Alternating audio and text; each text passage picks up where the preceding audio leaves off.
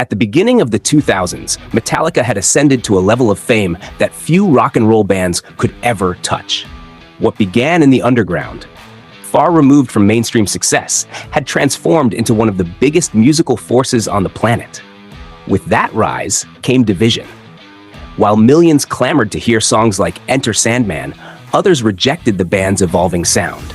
Still, Metallica were moving forward like a freight train, until one argument nearly caused the entire band to collapse.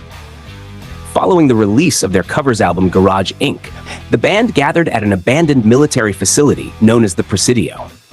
There, they planned to begin work on their first album of new material since 1997's Reload. But before they could even begin, they were hit with a bombshell.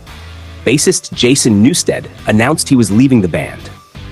Unwilling to be confined to Metallica for the rest of his life, Newsted wanted the freedom to explore different musical styles.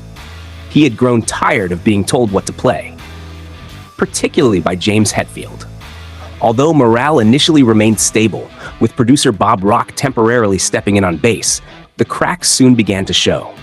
As tensions rose, emotions were laid bare, all while cameras rolled for the documentary Some Kind of Monster. In an effort to understand what drove Newsted away, the band entered group therapy sessions together.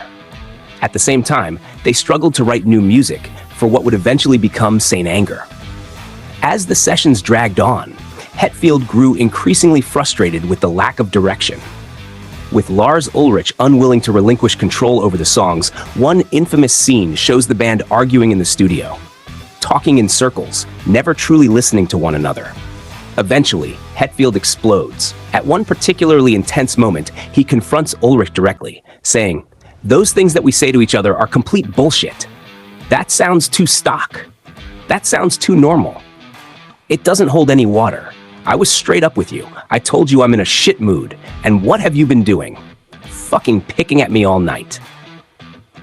Despite Kirk Hammett's attempts to calm the situation, Hetfield walks out of the studio and disappears for an entire year. Realizing he had lost control of his addictions, Hetfield entered rehab for alcoholism.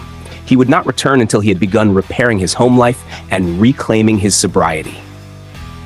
Even after the band reunited, the tension remained. Hetfield refused to compromise his recovery or his new boundaries, bringing Metallica dangerously close to breaking up when he admitted to Ulrich that he no longer enjoyed playing music with him. Held together by little more than threadbare loyalty, the band ultimately made a choice. Instead of turning their aggression on one another, they poured it into the music. The result was Saint Anger, an album forged from chaos, resentment, and survival. Though often criticized as the lowest point in Metallica's catalog, its very existence served a purpose. It was created so that a moment like this would never happen again.